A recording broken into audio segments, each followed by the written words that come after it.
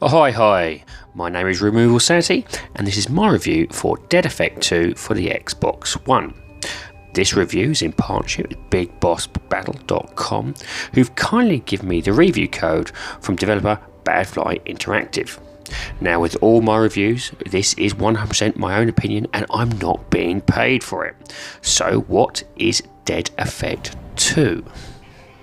I would describe this game as an indie version of Deus Ex, but with zombies and set in space.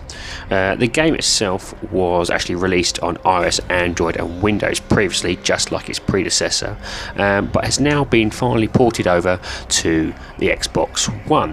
The one thing I will say is that in its port it has lost co-op, which may be a deal breaker for those new to the franchise. So what is the premise of the game? Well, you are a hero from the previous game and you've killed the main boss. Now you're woken up again, but this time it's your duty to try and take back the ship before the company wipes you out for good. So what is the gameplay like? The game starts off allowing you to choose your character and class. Now there's three, as you can see right here, for you to choose on. Each character has a variety of different psychic abilities, so there is quite a bit of replay value here. Now once you've done that, you get straight into taking on missions for leveling up your gear and special abilities. This is a variety of different ways to do this, but basically as many zombies as possible, do the mission in question and level up your gear at the end of it. There's a large number of different enemies in the game, from basic zombies to spitters to dogs to flying super drones to ordinary soldiers that will try and attack you. These enemies now and then will also drop loot, so you can upgrade them using that as well. Speaking of upgrades, everything here is upgradable, from your armor, your body itself and your weapons. You can pick this up, as I said, by loot, or you can buy it in the shops. Well, when I say shop, there's basically this one guy who just sells this stuff as you progress through the missions. Now, the upgrades here give you different varieties in terms of speed, health and stamina. The troubling I found about this was that there is no stats page, so when you buy it you don't actually know what the stats are doing. In fact, it took me a while to actually change the options. If you see in the left hand corner it's red, white and blue. Now I didn't know what this was for the whole of the game. It's only when I actually looked into the options menu and changed this that I could actually put numbers there, and this is when it all started to work better. As you can see in the left hand corner, you can also change your weapons, and all the enemies can be killed in a variety of nasty different ways. Now the weapons include assault rifles, shotgun, katanas, fire axes, fully automatic lasers, chainsaws and crossbows. There's so many different ways to kill zombies in this game. It can get a little bit, what can I say is the best way to it? It can be almost too much for it, but it is brilliant and it does make it quite fun. Also, the weapons themselves can be upgraded. There are a variety of different options. You can do the point where it gives you more damage, you can make less stamina. In terms of the weapons, it can have also the ability to actually get ammo back after you've killed particular items, and these are like super upgrades which you can find in the shop again with the guide. There's also consumables throughout the game, which is quite helpful. Now the game itself just doesn't sit with one aspect. You do get story modes, but there's also other modes there as well, but you only get this as you go through the story. It's about third mission in and you get the chance to do this. There is biohazard mode, survival mode, lone wolf missions and infestation mode. Now this is actually quite nice because it means you can detract from the main storyline at any time and just do these missions. Now this does provide you with a bit more replay value, but also there's a reason for it. The reason is that you're going to have to really use these to try and upgrade yourself, because as you upgrade yourself, so does the enemies. The enemies also upgrade. So for instance, if you don't upgrade your gear and you're finding bosses or enemies particularly hard, try doing some of the side missions or try doing infestation mode. This will give you enough money to buy higher gear, then to move forward with the main mission. The missions themselves aren't that varied. Each mission is set somewhere on the spaceship.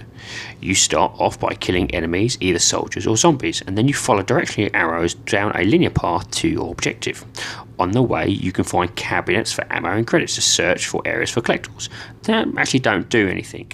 Your objectives will either be something that, like a valve or a character, but along the way you actually get puzzles as well, just like the one in front of you. These puzzles can be quite challenging at some times, and actually I found it gave a little bit of variety to the linear path that you was generally following. The problem ones are these math ones here. Now in the later episodes they can get quite complicated, where you have to basically subtract from each other. So if you're not very good at math, this could be a bit of a problem for you. There's also collectibles in the game. They don't actually do anything, as I mentioned previously. There is basically an ore which you have to find. I think it's about 4 or 5 depending on the level throughout the game. And there's also data pads. Now these data pads actually does provide a more in-depth background to the overall story. So if you do wish to look at this is quite nifty. I will praise the developer over their use of achievements. Each of the game's 20 missions has 4 achievements tied to it, which keeps things surprisingly interesting. Most of these can be completed on a first attempt, though there are a few mutually exclusive and require second playthrough from level select. And this leads me on to the graphics for the game. Now the game itself has been ported over from iOS and Android, so this was a mobile game.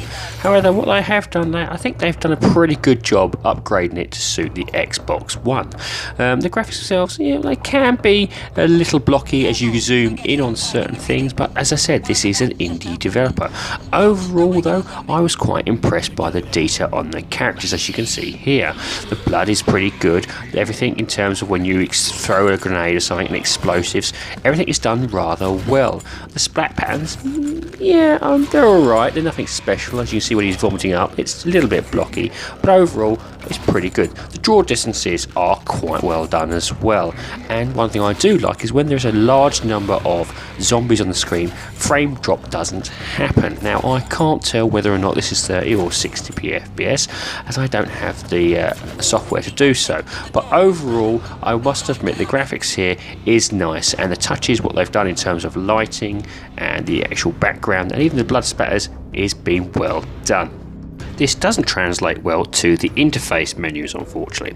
The font is extremely small while shopping for weapons, gear and new abilities, so deciphering what is said was an absolute pain.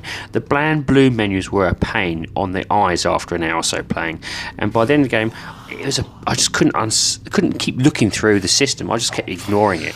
The system for buying, selling, upgrading definitely needs an overhaul in terms of visualization, but overall, graphics wise, what you see is what you get here. And this leads me on to the sound of the game. Now this is kind of a strange one. The voice acting is absolutely laughably bad. I mean, it is truly bad. It's synced badly with the characters. The actual dialogue is written at an elementary level. It's so bad, it's funny. It kind of reminds me of a B movie where they're just trying to make sure they come around with such a great sort of dialogue, and honestly it is hilarious, and I found myself laughing all the way through it in some cases. Another problem I found was the actual effects, the in-game action. This was basically for the zombies. The zombies almost whispered, so they would catch you unawares, where the actual soldiers were shouting and blaring it down. In some cases, I actually had to turn the actual volume down on my television to see, just so that I can get through some of the sequences. This doesn't correspond though with the music, and this is